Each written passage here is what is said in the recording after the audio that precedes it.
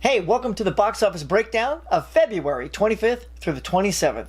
And it is almost a carbon copy of the top 10 of last week, including the top 5 order, but it will not be a carbon copy next week because we got The Batman coming out ready to slaughter everything.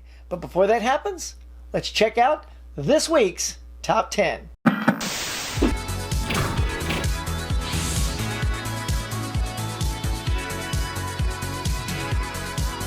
All right, before we get cracking on this box office breakdown, do me a favor, if you're new to my channel, please get on down there and hit like and subscribe. I'd really appreciate that. You know, kick those YouTube algorithms in the cojones.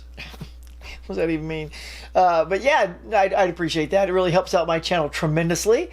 And for doing that, let's get right to it with the box office breakdown. Starting with number 1, no surprise, the Tom Holland and Mark Wahlberg star Uncharted came back in on top at $23.2 million. Not too shabby for those guys.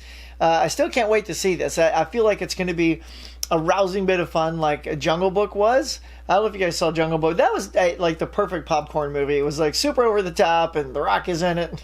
It's always good with The Rock, right?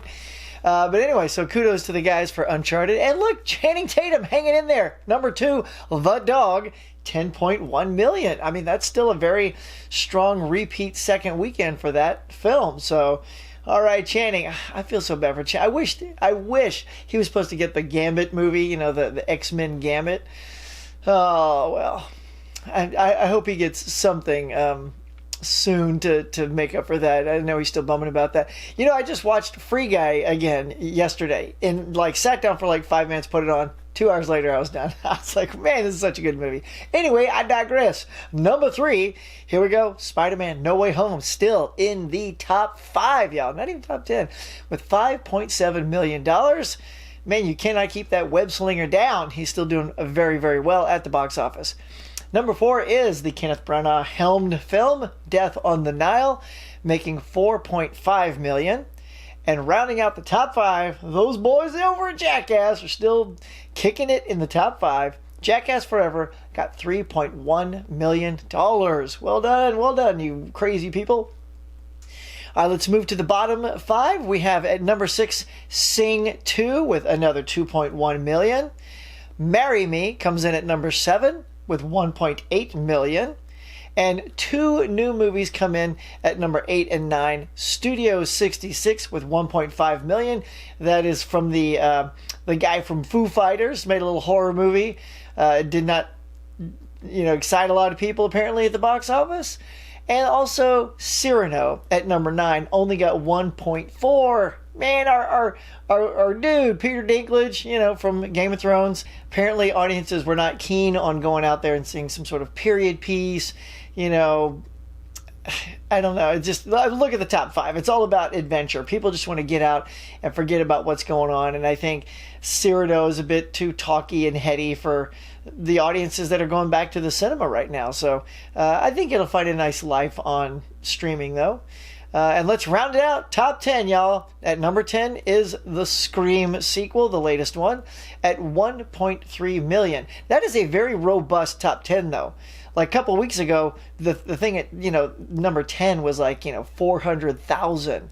So the fact that every film in the top 10 was over $1 million is a nice sign for our box office. All right, but that's it for the box office. Now let's check out the number 1s on streaming. Okay, let's head on over to Netflix where we have a new number 1, and that is Tyler Perry's A Madea Homecoming. You cannot keep Tyler Perry down. I love that dude. Man, that guy, what a marketer that guy is. Created his own studio. I think it's out in Georgia. I'd love to go work for that guy. He knows how to craft a product is all I'm saying. And apparently people over at Netflix agreed. He got the number 1 spot with his film. Over on HBO, we got The King's Man topping the chart over there. Should I even just put Disney Plus on here? It's Encanto again. Should I just leave it off until Encanto leaves so it'll be like a big surprise? Be like, hey, guess what's at Disney now? It's not Encanto. So maybe I'll just put it at the bottom of the list, Anyway, kudos to Encanto. All right, Amazon over there, they have American Underdog, the Zachary Levi film where he plays the Rams quarterback Warner. So there you go, number one. It's funny because when I went recently on my Blu-ray hunt, that film was sold out. That was like the one physical media that was totally gone. So I think people are digging that movie. Over on iTunes, House of Gucci, Lady Gaga is really racking it up at number one over there. I enjoyed that film.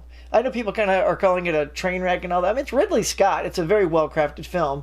And I really do think one of the reasons it's entertaining is because of Lady Gaga. I think she kind of sort of steals the show. Adam Driver, his take is interesting. Like, I kept wanting to dial it in as I'm watching it. I'm like, oh, it's different.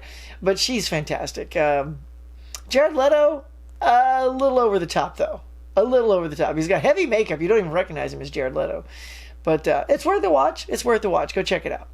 Over on Google, we have Ghostbusters Afterlife. Still doing quite well. Number one. And this is the same thing with Disney Plus with Encanto. Next up is Paramount with that Paw Patrol movie. Wow. Like, I get Encanto staying at number one. But Paw Patrol? I mean, like, okay, here's the next one under it. Clifford the Big Red Dog. So apparently Paramount Plus is really dialing in that family audience. I'm curious when, like, one of their more adult films, like, will top their charts. There's other things in there, too, that are all kid-friendly. It's like SpongeBob movie, Sonic the Hedgehog. I'm like, the only big thing is at the bottom with Jack Reacher. It's like, bottom. Anyway, so I'd give you a little flavor of what Paramount's dishing up over there. All right, Hulu, The King's Man, number one spot over there. And on Vudu, if you got all your streaming films locked in over there, Vudu, Unfaithful is number one. It's an old Richard Gere movie. So you never know what people are ready to see on certain streaming networks. So that one's quite interesting. All right. So there you go. That is your number ones on all the streaming services. All right. Well, that is the box office breakdown for the weekend of February 25th through the 27th. All right, guys, coming up, The Batman. Are you guys excited? Let me know in the comments below. Are you pumped? Are you ready for another Batman movie? Oh, let's just hope this is not an origin story. We've had enough. Like, look, we get it. No, we had all these movies with the origin stories. You had the show Gotham, which kind of gives you an origin story. It's like Superman. Like, we get their origins. We don't need any more of those for the rest of eternity. Like, just make new movies with that character kicking ass. It's like, if you give Bond an origin story, great. Now the rest of the Bonds forever and a day don't have to be the origin story. So, come on, The Batman. Do not be one of those. All right, so anyway, are you pumped up for that? You know what I'm pumped for? I saw the Elvis trailer, and that was super exciting.